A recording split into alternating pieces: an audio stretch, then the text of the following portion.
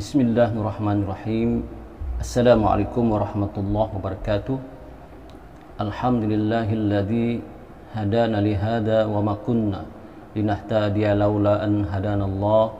Asyhadu an la ilaha illallah wahdahu la syarika lah wa asyhadu anna Muhammadan abduhu wa rasuluh. Allahumma salli wa sallim ala sayyidina wa nabiyyina Muhammad wa ala alihi wa sahbihi ajma'in. Amma ba'd. Alhamdulillah para penonton sekalian, sekali lagi kita bertemu dalam siri-siri kuliah ataupun tazkirah dalam channel ini. Hari ini kita akan sambung pelajaran kita, iaitu dalam kitab Adab-adab menjadi imam dan adab-adab menjadi makmum, karangan Syekh Fahmi Zamzam. Pada siri yang lepas kita telah belajar, iaitu bahagian pertama dalam kitab ini, adab-adab terdahulu daripada sembahyang berjemaah, dan kita baru masuk adab yang kedua. Kali ini kita akan sambung adab yang ketiga, ya. Adab yang ketiga. Kemarin kita adab yang pertama dan kedua, dan hari ini insya-Allah kita akan sambung adab yang ketiga. Kerana adab-adab ni dalam tajuk yang pertama, iaitu adab yang terdahulu daripada sembahyang berjemaah, ada 9, ya. Sekarang kita baru masuk yang ketiga. Adab yang ketiga, bahawa hendaklah imam itu berpakaian yang rapi dan menyempurnakan pakaian sunnat, yakni seperti ia berjubah dan berserban.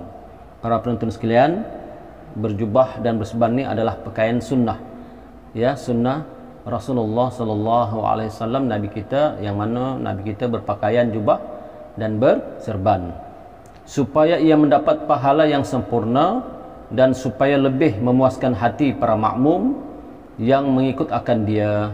Dan jangan sekali-kali ia memakai kain atau jubah yang labuh melebihi buku lalinya.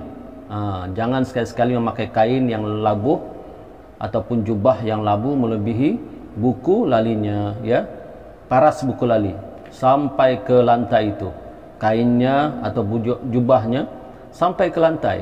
Jadi ini tak boleh, ya, kerana ini dikatakan al-isbal. Al-isbal ni ialah hukumnya makruh, ya, kerana yang demikian itu hukumnya adalah makruh dan boleh menjadi haram apabila ada niat untuk membesarkan diri, ya, khuyalah ataupun membesarkan diri.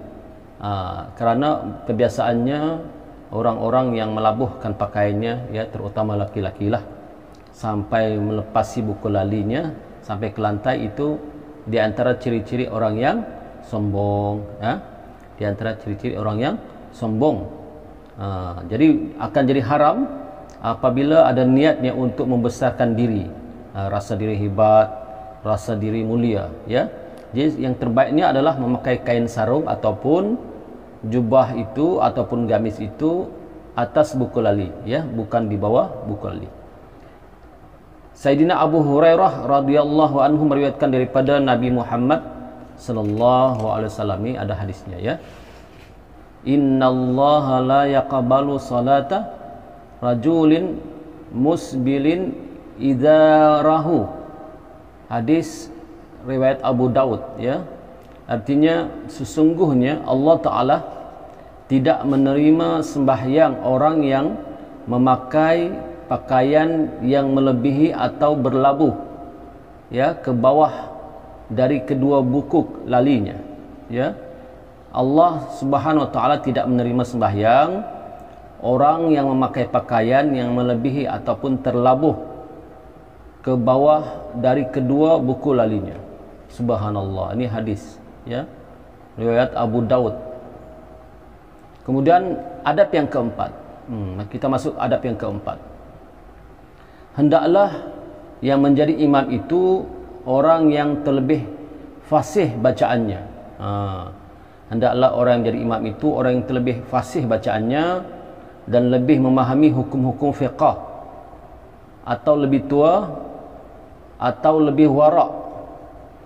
Dan makruh jadi imam jika makmumnya itu terlebih mengetahui ilmu-ilmu fiqh daripada imam itu, atau terlebih makmum itu bacaannya daripada imam itu, melainkan Jika orang yang lebih itu enggan ia jadi imam, maka harus orang yang kurang itu jadi imam, ya.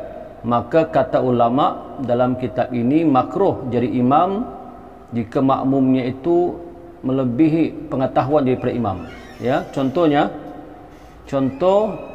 ketika sembahyang itu di belakang imam itu ada orang yang alim, yang lebih pandai, ya, lebih fasih bacaannya, lebih alim ilmu fiqahnya daripada imam, maka hukumnya makruh. Tetapi kecuali jika orang yang alim itu dan jika juga orang yang fasih bacaannya itu tidak mahu menjadi imam. Ini biasa berlaku tuan-tuan dalam masjid-masjid kan, ya, terutama kaum jemaah lelaki lah, ya. Sampai ke masjid nampak orang ustaz-ustaz yang alim-alim di belakang, bila disuruh oleh imam dia tak mau. Dia kata tafadhal, antalah jadi imam, anta imam masjid ini. Maka tidak mengapa kerana mereka tidak mahu, tetapi hukumnya makruh. Ini adab yang keempat. Adab yang kelima, bahawa hendaklah yang jadi imam itu orang yang disukainya oleh makmum. Dan jika bersalahan makmum itu pada bencinya dan sukanya, maka adalah yang diikut itu adalah perkataan orang yang banyak pada menyukainya jadi imam. Dan jika ada yang suka itu sedikit, tetapi orang yang soleh dan orang yang beragama, maka iaitu diikuti akan orang yang sedikit itu. Maksudnya begini, hendaklah yang jadi imam itu orang yang disukai oleh makmum. Maknanya yang jadi imam itu hendaklah yang disukai oleh makmum. Mungkin makmum ini suka dengan imam itu, maka itu yang sebaiknya, ya. Jangan jadi imam makmum tidak suka. Kenapa makmum tidak suka? Ada beberapa sebab. Di antaranya mungkin bacaan Fatihahnya tidak betul, ya, bacaannya tidak betul, tajwid bacaan Fatihahnya tidak betul. Yang kedua, makmum tidak suka kemungkinan imam itu akhlaknya buruk, akhlaknya tidak baik, pergaulannya tidak baik, dibenci oleh masyarakat. Maka ini tidak boleh, ya. Dan jika bersalahan makmum itu pada bencinya dan sukanya, maka adalah yang diikut itu adalah perkataan orang yang banyak. Maknanya jika di makmum itu ada dua, satu suka dan satu pula benci, maka hendaklah yang diikut itu yang ramai. Contohlah makmum itu ada 20 orang, contoh, ya. Kita contoh untuk mudah faham, makmum di masjid itu ada 20 orang. 11 orang menyukainya, 9 orang tidak menyukainya. Maka ambillah suara yang ramai, iaitu 11 orang yang menyukainya. Tetapi dia kata, jika ada orang suka itu sedikit, tetapi orang soleh-soleh yang baik-baik, maka hendaklah diikuti orang itu yang sedikit itu. Katanya sekiranya dalam jemaah itu ada 20 orang, ya, kemudian yang menyukainya itu contohlah 8 orang, yang membencinya itu 12 orang, tapi yang menyukainya ini adalah orang soleh-soleh, orang baik-baik, orang alim-alim, maka hendaklah diikut yang sedikit itu, kerana mereka lebih tahu tentang imam itu, ya, mereka lebih paham tentang imam itu. Contoh, imam ini akhlaknya bagus, imam ini suaranya bagus, fasih bacaan Al-Fatihahnya, ya, dan disukai oleh orang-orang saleh. Tapi orang-orang lain, 12 orang itu, orang kampung itu tidak suka dia, kerana mungkin imam ini selalu menasihati mereka tentang agama Islam, ya, menasihati mereka tentang bagaimana untuk mengamalkan ajaran Islam ni, ya. Jadi mereka mungkin tersinggung dengan kata-kata imam itu, jadi mereka membencinya. Tetapi orang-orang saleh yang sedikit itu menyukainya, kerana cukup syaratnya, ya, akhlaknya bagus, bacaannya fasih, kemudian dia alim pula dalam bidang agama. Maka kata ulama pengarang kitab ini, hendaklah diikut yang sedikit itu. Ini adab yang kelima. Adab yang keenam, apabila disuruh pilih oleh orang akan seseorang antara jadi Bilal dan jadi imam, maka sayugianya bahawa memilih ia akan jadi imam, kerana jadi imam itu afdal daripada jadi Bilal, dan makruh menghimpunkan jadi Bilal dan jadi imam. tetapi hendaklah imam itu lain daripada Bilal. Maksudnya begini, apabila ada orang menyuruh ya di masjid itu, tiba-tiba imam tidak adalah, contohlah imam mungkin dia ada urusan mustahak, tidak dapat jadi imam pada hari itu, ada jemputan-jemputan yang khusus, maka dipilihlah dia oleh orang ramai apakah dia mau menjadi imam ataupun menjadi Bilal. Maka kata pengarang kitab ini, sayugianya yang terbaiknya bahawa memilihlah ia akan jadi imam, kerana jadi imam itu adalah lebih afdal dari jadi Bilal, dan makruh menghimpunkan jadi Bilal dan jadi imam. Ini makruh. Banyak yang tidak sedar ni, iaitu dia jugalah Bilal azan isyak contoh, kemudian dia jugalah yang qamat, dan dia jugalah yang jadi imam, maka hukumnya makruh. Ya, makruh hukumnya. Ya, tidak boleh dia imam, dia juga Bilal. Kalau boleh carilah Bilal orang lain dan carilah imam orang lain. Ya, janganlah dia bulat pula semua. Ya, mungkin dia tengok di masjid itu macam seperti tidak ada orang yang boleh azan. Ya, maka dia pun azan. Sebenarnya ada, cuma mungkin dia tidak cari ataupun dia tidak tanya-tanya orang, maka dia yang azan. Tiba-tiba dia tengok imam tak sampai lagi. Imam tak datang lagi ke masjid. Dah lebih kurang 20 minit, setengah jam imam tak datang, maka dialah qamat. Tiba-tiba nak cari imam tidak ada, maka dialah pula jadi imam, maka hukumnya makruh. Ya, hukumnya makruh. Kalau boleh tanyalah orang-orang di masjid itu siapa yang boleh azan, ya. Begitu, ya. Ini yang ke-6. Adab yang ke-7, bahawa hendaklah imam itu memeliharakan sembahyang pada awal waktu, dan hendaklah jangan mentakhirkan sembahyang itu, sebab menanti akan orang yang banyak, kerana berjemaah yang sedikit itu pada awal waktu itu terlebih afdal daripada banyak orang berjemaah pada akhir waktu. Ini yang ke-7 ni, dia biasanya berlaku pada waktu maghrib. Ya, waktu maghrib. Maghrib kan masanya singkat. Maghrib ni di antara solat yang masanya singkat, ya, tidak seperti subuh, tidak seperti zuhur, asar dan isyak. Maghrib ni singkat. Jadi kalau boleh imam itu hendaklah memelihara waktunya, ya. Jangan menunggu-nunggu orang, ya. Contoh selepas azan kadang-kadang nak sembahyang sunat, sunat qabliyah sebelum maghrib pun boleh. Tak sembahyang sunat qabliyah sebelum maghrib pun boleh, kerana sembahyang sunat qabliyah sebelum maghrib itu dia cuma sunat, ya, bukan sunat ghairi muakkad, sunat yang tidak dituntut. Tapi setengah masjid buat, setengah masjid pun tidak buat, tidak mengapa, dan ia tidak jadilah satu perbalahan, ya, kerana perkara itu sunat. Jadi setelah sembahyang sunat selesai, hendaklah imam itu menyuruh Bilal ke qamat. Jangan tunggu-tunggu. Jangan tunggu mana lagi orang tak sampai ni mana. Tak payah tunggu. Kata mengarang kitab ini, terus saja salat walaupun masih sedikit, walaupun jemaah sedikit. Kerana sembahyang berjemaah di awal waktu, kata pengarang kitab ini, adalah lebih afdal, ya, daripada sembahyang berjemaah pada akhir waktu walaupun jumlah jemaahnya ramai, ya.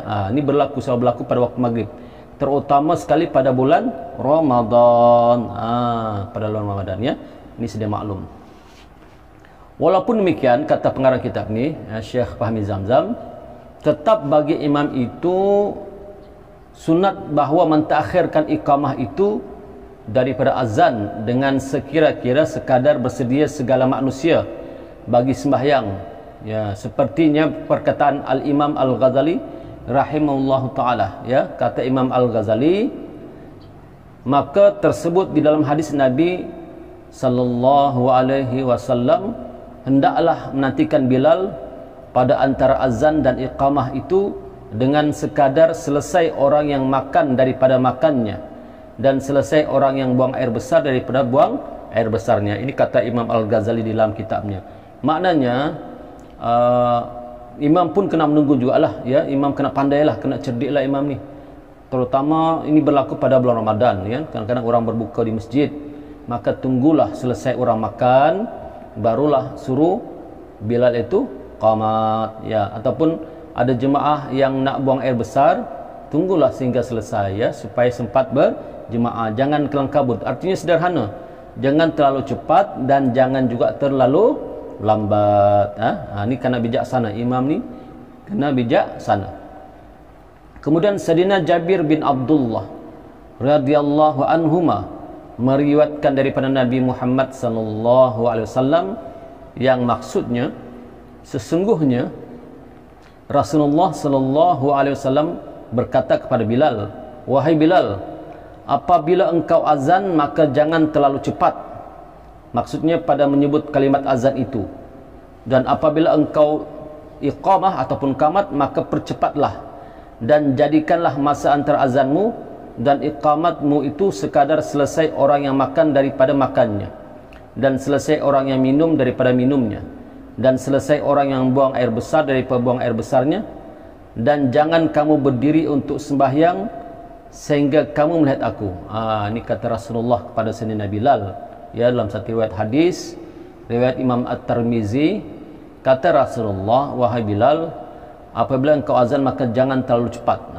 Maksudnya jangan terlalu cepat pada kalimat azan itu, ya, jangan kalang kabutlah kata orang, ya, Allahu Akbar, Allahu Akbar, Allahu Akbar, Allahu Akbar, jangan begitu, tapi dengan tertil, dengan merdu, dengan lunak, ya, jangan kalang kabut. Ya, pernah dengar kan azan-azan di masjid, ya, yang sedap itu, Allahu Akbar, Allahu Akbar, Allahu Akbar, Allahu Akbar.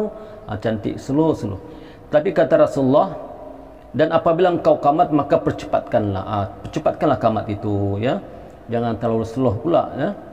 Dan jadikanlah masa antara azanmu dan iqamatmu sekadar selesai orang makan daripada makannya. Makan ni maksudnya bukanlah makan yang lama-lama tu, ya, dan selesai orang minum daripada minumnya, dan selesai orang buang air besar dan buang air kecil daripadanya. Maka kata Nabi, jangan kamu berdiri untuk sembahyang sehingga kamu melihat aku. Maka kata Nabi ketika itu, jangan kamu sembahyang selagi mana kamu belum melihat aku.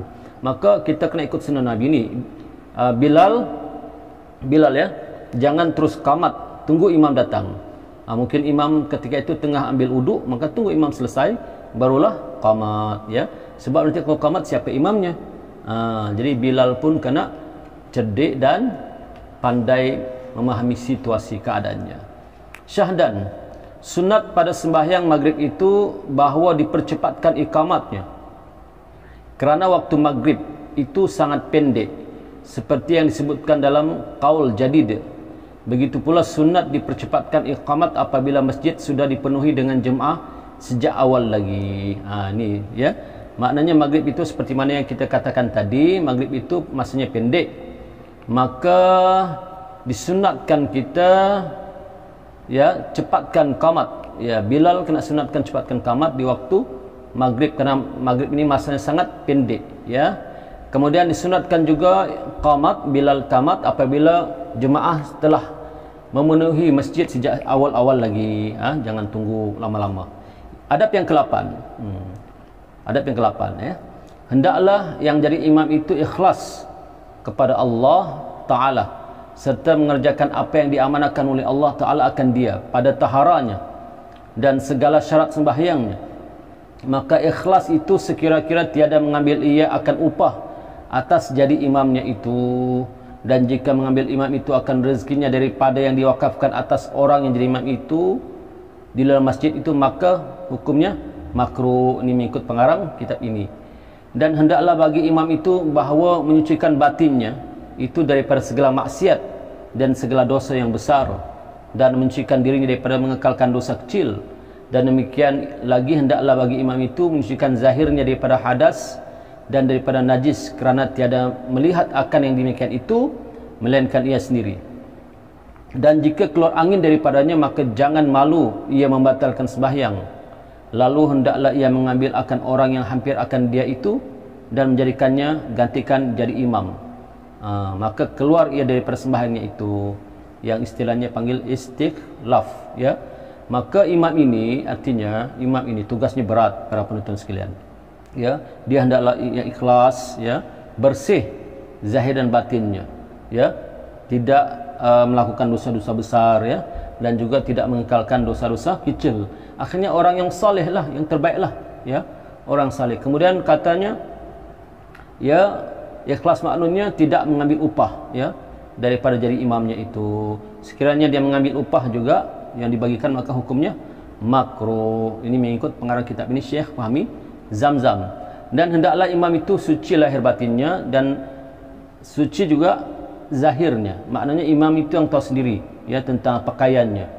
Dia masih faham bab taharah ya, penting bab taharah ni, iaitu tentang menyucikan najis ya, ketika membuang air kecil bagaimana caranya ya, dengan berdehem-dehem 3 kali ya, kemudian jangan terus ambil wuduk, berjalan beberapa langkah sebab ditakuti ada najis yang menitis yang tidak disedari. Selepas itu barulah bersihkan balik tempat keluar najis itu dan kemudian berwuduk. Imam kena tahu ini, bidang ni, fiqh ini ya. Kemudian tentang kebersihan, cara-cara membersihkan najis ya, cara-cara membersihkan najis dan jenis-jenis najis, imam masih tahu itu ya. Jadi artinya imam ni bukanlah satu tanggungjawab yang ringan, dia tanggungjawab yang besar kerana dia menanggung semua makmum yang di belakangnya. Andai kata imam itu terbatal, kemudian dia diam-diam, maka dia menanggung dosanya di akhirat. Subhanallah ya.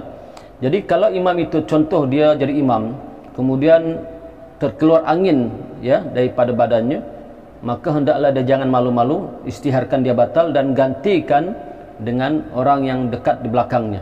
Iaitu orang duduk di belakang imam ini ya, yang berdiri belakang imam ini, hendaklah orang yang faham juga tentang imam ya, hendaklah orang yang mengetahui tentang ilmu-ilmu jadi imam ni. Kalau tidak bahaya, nanti kalau imam batal macam mana, siapa nak ganti? Sebab itu elok yang terbaik di belakang imam ini dalam beberapa orang, hendaklah orang yang alim, yang faham tentang agama, tentang cara-cara mengganti ke imam ketika imam terbatal ya. Kemudian adab yang ke-9, yang terakhir, bahawa jangan imam itu takbiratul ihram melainkan setelah ia meratakan akan segala saf itu, maka sunat ia berpaling ke kanan dan ke kiri serta mengatakan ia ista'u lis-salati rahimakumullah ya, ista'u lis-salati rahimakumullah. Samakan olehmu akan saf kamu kerana sembahyang, mudah-mudahan memberi rahmat akan kamu oleh Allah. Itu maknanya ya, ista'u lis-salati rahimakumullah ya. Kemudian, dan jika ia melihat akan cedera saf itu, maka menyuruh ia dengan membetulkan saf itu sekira-kira perbutulan bahu setengah makmum itu akan setengahnya. Dan sunat jangan takbir imam itu melainkan setelah selesai muazin itu daripada iqamah ya. Jadi artinya sunat bagi imam itu untuk berpaling ke kanan dan ke kiri ya, berpaling ke kanan dan ke kiri melihat keadaan jemaah itu, sekira-kira betul sudah barisannya ya, bahunya, keadaannya ya. Kalau di zaman Sayyidina Umar tu, para sahabat berbaris sembahyang memang cukup rata, rapat dan rata, hingga kan Sayyidina Umar membawa pedangnya menggaris barisan itu supaya lurus. Ini zaman sahabat. Sebab itu sahabat hebat, gilang gemilang Islam di tangan Sayyidina Umar kerana bersatunya hati lahir dan batin, ukhuwah mereka kuat. Jadi di antara ciri-ciri ataupun cara-cara untuk menguatkan ukhuwah dan silaturahim sesama Islam adalah dengan sembahyang yang rapat safnya dan lurus-lurus safnya. Lurus saf itu maka menandakan lurusnya hati dan kuatnya ukhuwah umat Islam ya, yang menunaikan salat yang lurus safnya ya.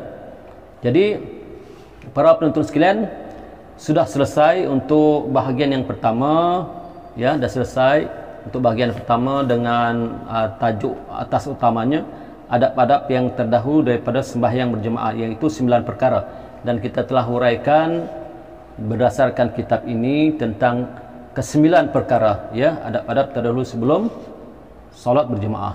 Jadi insyaAllah siri yang akan datang kita akan masuk bahagian kedua, iaitu adab-adab ketika dalam sembahyang berjemaah. Ada 12 pula adab-adab ketika dalam sembahyang berjemaah, itu ada 12 perkara. InsyaAllah kita akan bertemu di siri yang seterusnya ya. Wabihi wallahu alam, yang benar itu datang daripada Allah Subhanahu wa taala, dan yang salah dan silap itu tentulah datang daripada penyampaian saya sendiri. Saya mohon ampun dan maaf. Wabillahi taufiq wal hidayah. Assalamualaikum warahmatullahi wabarakatuh.